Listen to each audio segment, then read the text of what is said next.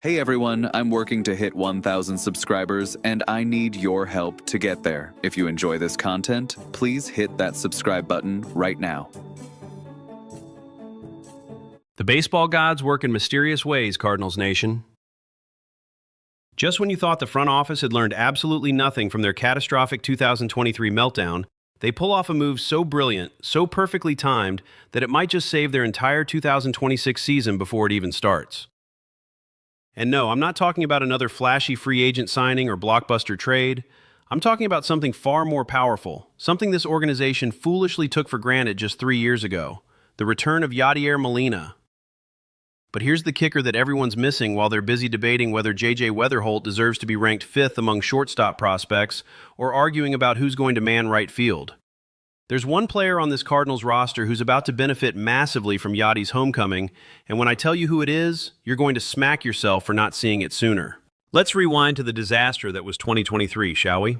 Picture this nightmare scenario. The Cardinals, in their infinite wisdom, decide that replacing a future Hall of Fame catcher who'd been the heartbeat of their franchise for nearly 2 decades would be no big deal.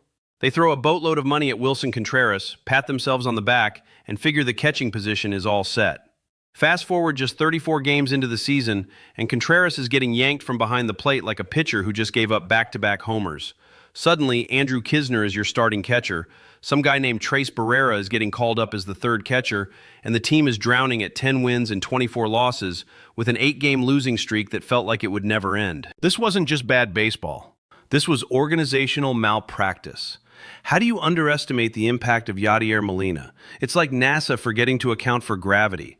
The man wasn't just catching pitches, he was orchestrating symphonies behind the plate, turning average pitchers into confident warriors and making good pitchers look like Cy Young candidates. His game calling was legendary. His ability to frame pitches, block balls in the dirt, and control the running game was unmatched. But more than any of that, his presence, his baseball IQ, his ability to prepare for every single hitter and situation was what made him irreplaceable. The Cardinals found that out the hard way, finishing that season at a humiliating 71-91, their first losing season since 2007.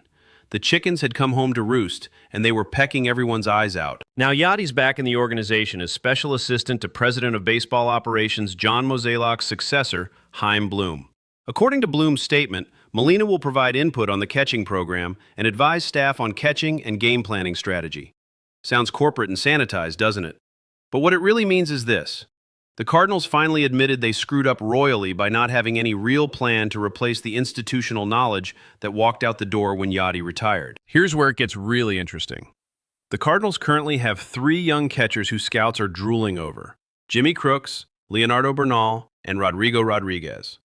Bernal and Rodriguez will be grinding it out in the minor leagues this year, so while Yadi might get some time with them in spring training, his day-to-day impact on their development will be limited unless he's doing Zoom calls or sending detailed reports on their progress. Could that happen? Absolutely. Will it? Let's just say the organization's track record on maximizing Yadi's involvement since his retirement hasn't exactly inspired confidence. Crooks will almost certainly be on the major league roster this year.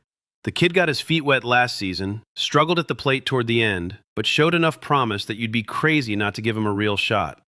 Think about what Mason Wynn did. Came up, wasn't great initially, then came back the next year, made adjustments, and became a legitimate building block. That's the blueprint for Crooks. There's even talk the Cardinals might carry 3 catchers this season so they can rotate Crooks with Pedro Pages and the guy I'm about to tell you about, giving everyone enough playing time to develop while managing workloads. But Crooks isn't the player who's going to benefit most from Yadi's return in year 1. Not even close. The guy who's about to have his career trajectory completely altered is Ivan Herrera. And let me tell you exactly why this matters more than anything else happening with this ball club right now. Look at the Cardinals' middle-of-the-order situation. From the right side of the plate, you've got Alec Burleson, who's established himself as a legitimate bat. You've got J.J. Weatherholt coming up from the left side with all that prospect pedigree. You're hoping Jordan Walker figures things out and becomes the player everyone thought he'd be. But right now, today, Ivan Herrera is your guy from the right side.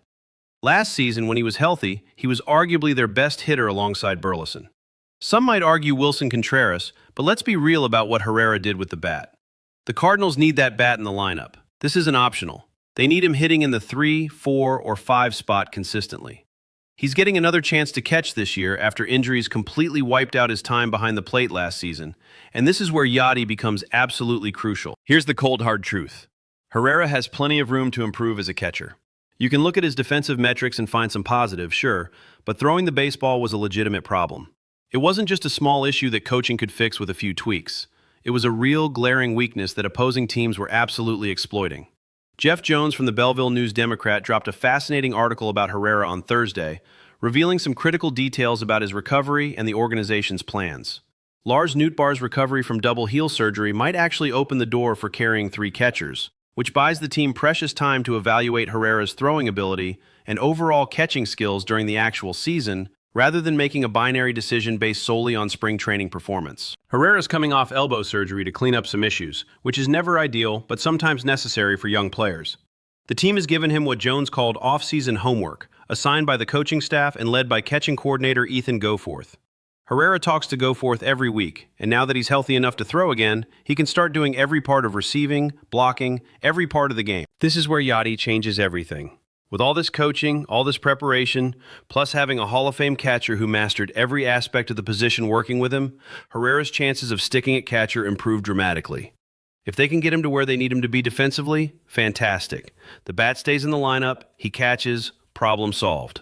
But if all this coaching and Yadi's input still can't get him to an acceptable level behind the plate, then at least they'll know definitively that it's time to transition him somewhere else to keep that bat in the lineup, because they absolutely need that bat. Some folks have suggested first base since the beginning of last year, and it's not a terrible idea.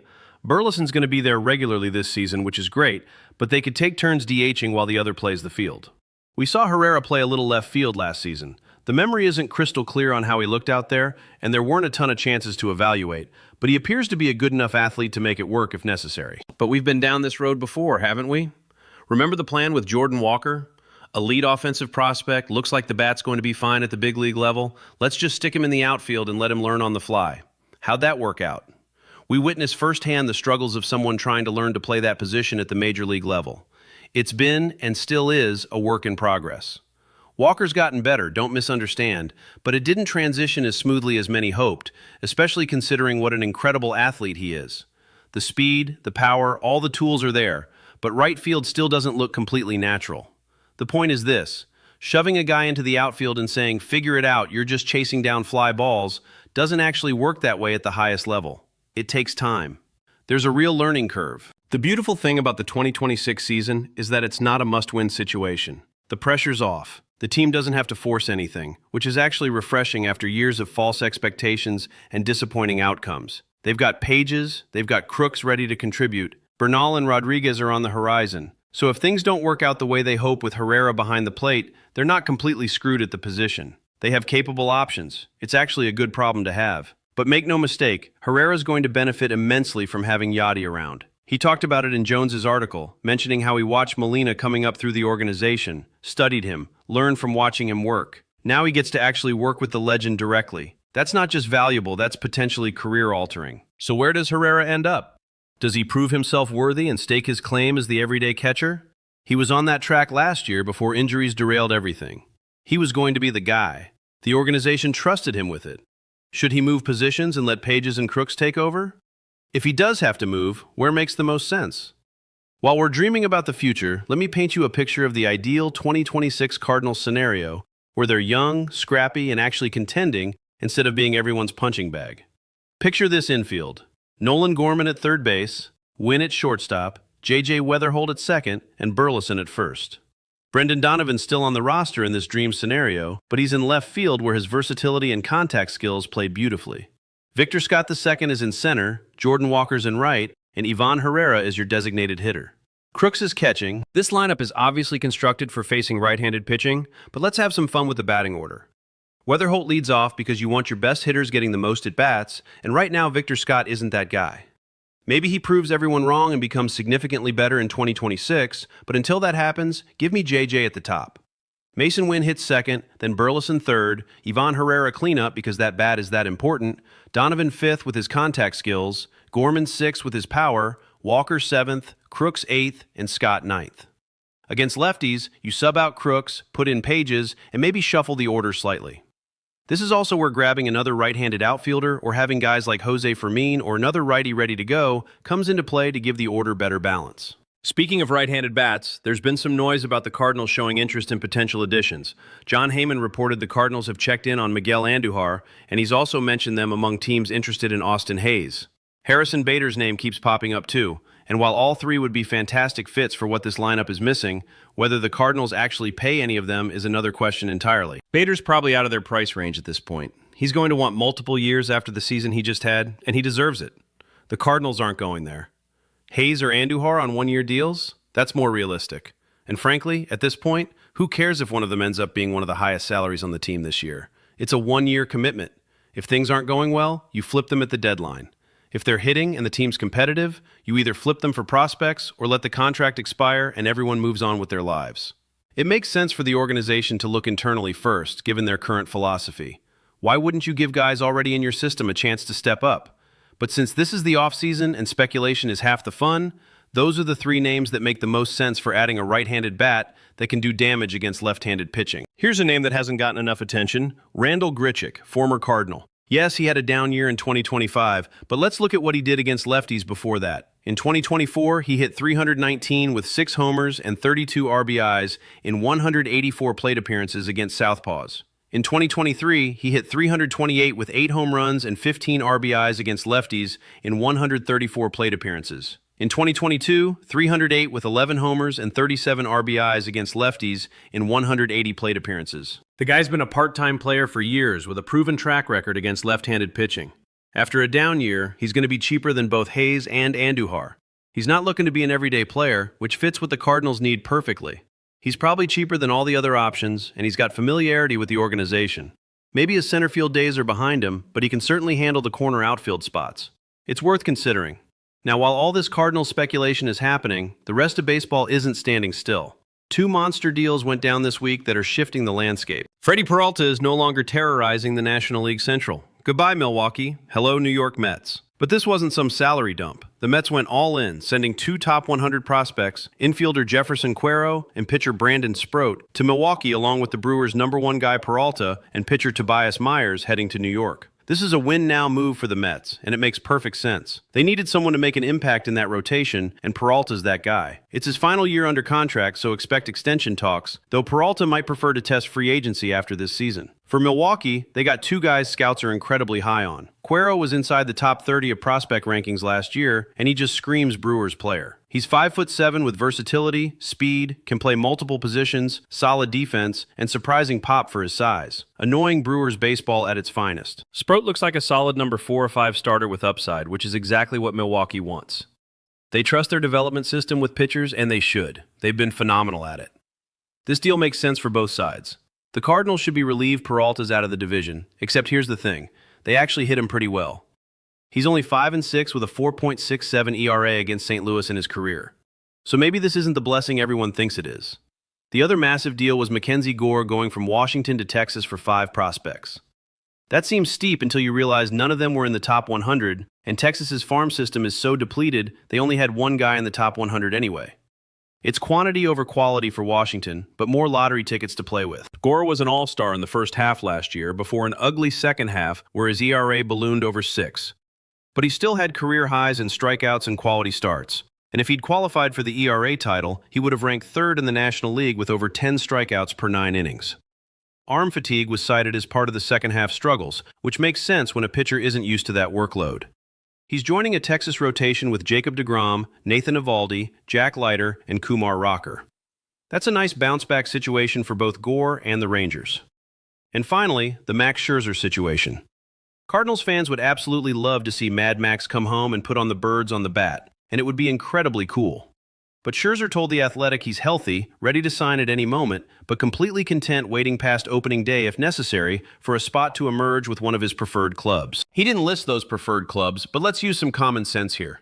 Why would he sign with a rebuilding team when he could join a contender? Unless he just desperately wants to pitch in St. Louis for sentimental reasons, why would he choose the Cardinals when teams like Philadelphia, the Mets, the Yankees, even Toronto are out there competing for championships? Injuries happen in spring training, and when they do, Scherzer will have his pick of contenders calling. Sorry, Cardinals Nation, but Scherzer's probably not coming home. and this might be his last season anyway.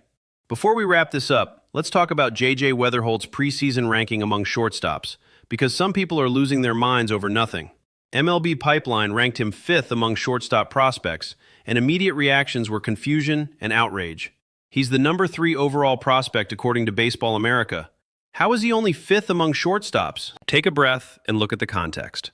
Both MLB Pipeline and Baseball America think incredibly highly of the shortstop position right now. Baseball America has 4 of their top 5 overall prospects as shortstops. MLB Pipeline's final 2025 list had the first 6 players as shortstops. The position is absolutely stacked with elite talent. The guys ranked ahead of JJ are mostly younger. Connor Griffin from Pittsburgh is 19, Kevin McGonigal from Detroit is 21, Jesus Mait from Milwaukee is 18, Leo De La Cruz from Oakland is 19. JJ's the grandfather of this group at the ancient age of 23. Griffin and McGonigal might make their respective major league rosters this year, but barring something catastrophic, J.J. Weatherholt's going to be in St. Louis by May, if not opening day, especially if Brendan Donovan gets traded. And here's the hilarious part. J.J.'s not even playing shortstop for the Cardinals, at least not initially, because they already have their 23-year-old star-in-the-making Gold Glove winner Mason Wynn residing there. J.J.'s going to play second or third base. The debate continues about which position suits him better, but the smart money says second base makes the most sense. That's where he should end up. The dream scenario for 2026 remains that young, hungry infield of Gorman at third, Wynn at short, Weatherholt at second, and Burleson at first. That's a foundation you can build around for years. So here's what it all comes down to, Cardinals Nation. Yadi's back, and while everyone's focused on prospects and potential free agent signings and who's playing where, the real story is what happens with Ivan Herrera. If Yadi can unlock even more of Herrera's potential, if he can help fix the throwing issues and turn him into a legitimate everyday catcher with that elite bat, the Cardinals suddenly look a whole lot more interesting in 2026 and beyond. This isn't some rebuilding team destined for 70 wins. Not if things break right, not if the young guys take steps forward, not if Yadi's influence spreads through that catching core and beyond. The pieces are there, the talent is there. The question is whether the Cardinals can put it all together and shock everyone who's already written them off. What do you think? Does Ivan Herrera stick at catcher with Yadi's help, or is he destined for first base or the outfield? Should the Cardinals actually spend some money and grab a right-handed bat like Hayes, Andujar, or Grichuk? Is J.J. Weatherholt underrated at 5th among shortstops, or is the ranking just fine? Drop your thoughts in the comments below. Let's talk baseball. And if you enjoyed this deep dive into everything Cardinals, smash that like button, subscribe to the channel, and hit that notification bell so you never miss another update. The Cardinals might be rebuilding, but that doesn't mean we can't have some fun watching it all unfold. Until next time, this is your daily dose of Cardinals coverage, and we'll see you tomorrow. Hey everyone, I'm working to hit 1,000 subscribers, and I need your help to get there. If you enjoy this content, please hit that subscribe button right now.